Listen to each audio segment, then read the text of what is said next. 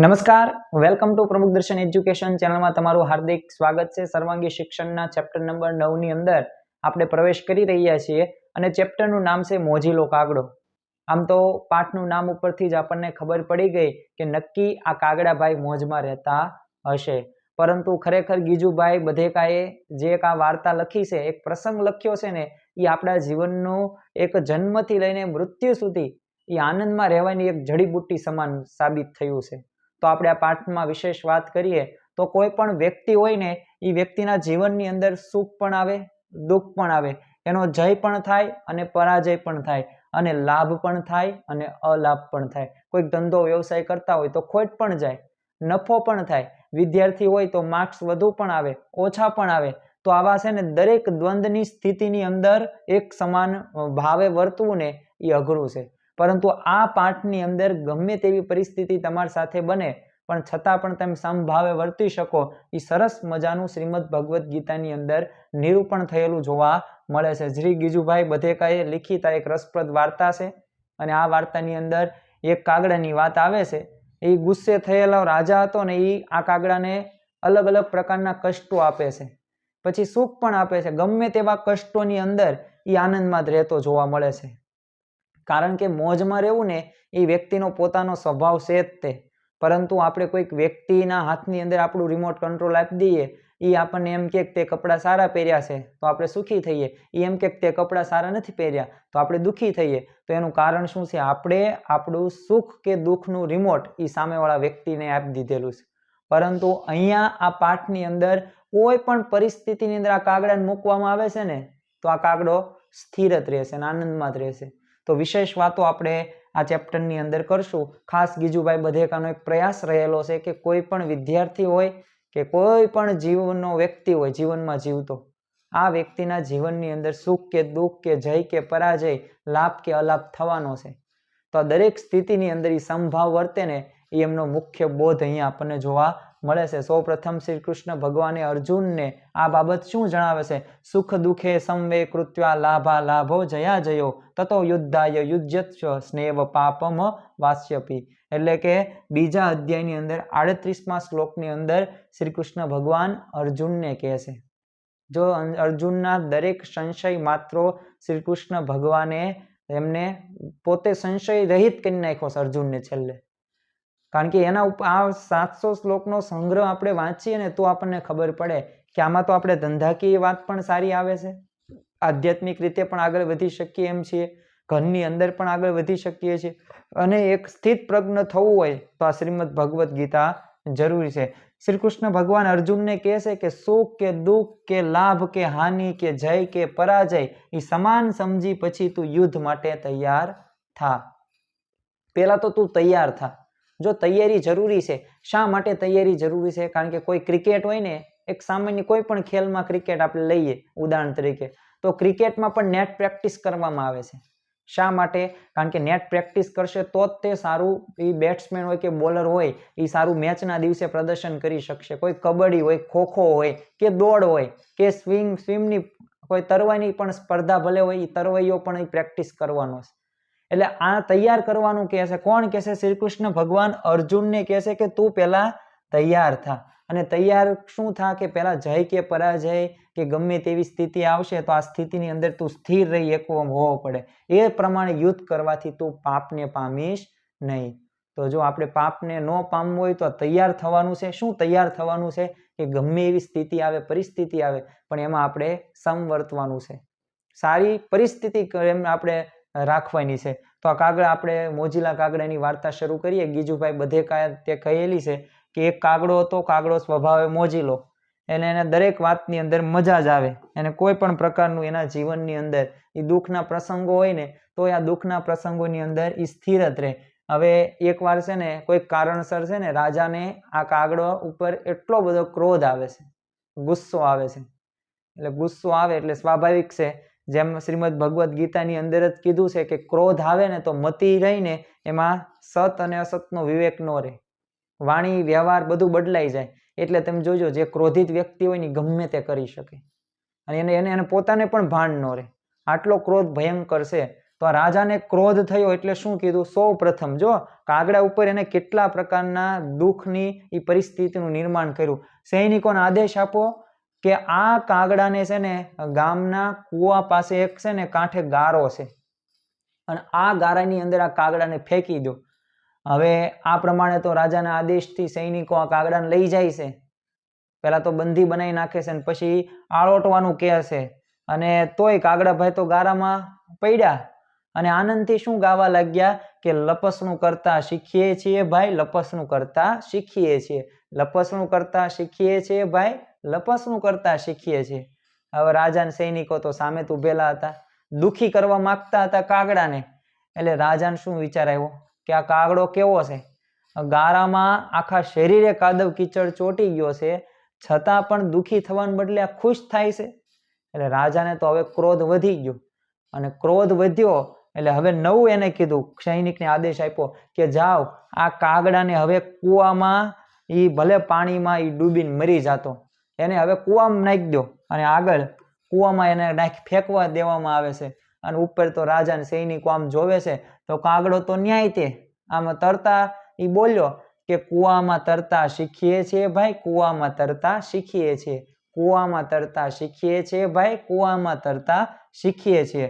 એટલે હવે આ રાજાને એમ થયું કે આને કૂવામાં ફેંકી દીધો, પાણીમાં એટલું બધું ઊંડું પાણી છે ને તોય આ સુખિત રહેશે, હજી દુઃખી થવાને બદલે સુખદ માને છે, આનંદમાં જ રહેશે. એટલે હવે આને કાગડાને છે ને આના કરતા ભયંકર હવે આને શિક્ષા આપવાની જરૂર છે.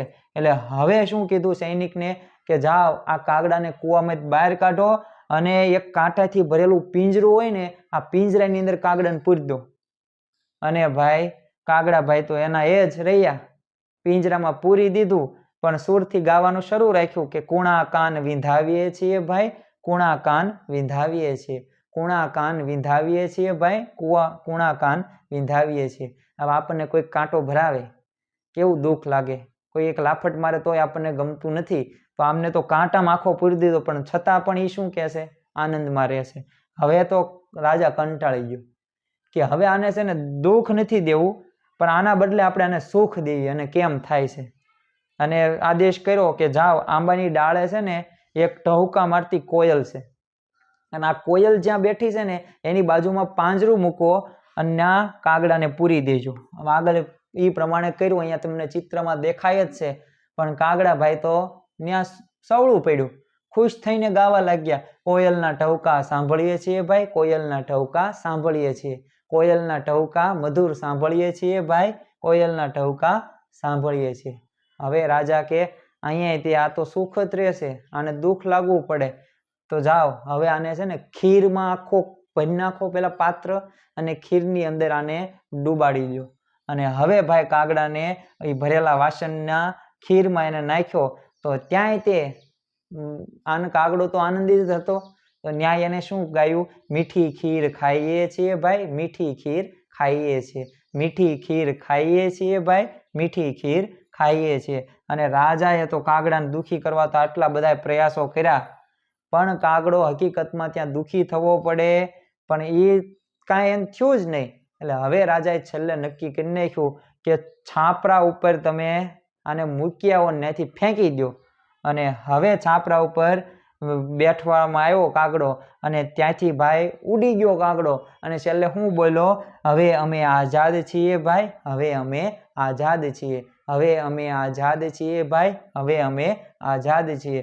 અને જો જેને દુઃખી ન થવું હોય ને તો એને કોઈ પણ પરિસ્થિતિની અંદર એ પરાયણે કોઈ દુઃખી થઈ કરાવી ન શકે. ગમે એવા પ્રયત્નો કરવામાં આવે એમ તમારે સુખ પ્રાપ્ત કરવું છે કે દુઃખ પ્રાપ્ત કરવું છે એ તમારા ઉપર આધાર રાખે છે. કારણ કે તમે જેટલું પણ તમે સુખ માનો છો ને તો એટલું સુખ જ છે અને દુઃખ માન્યું એટલું દુઃખ.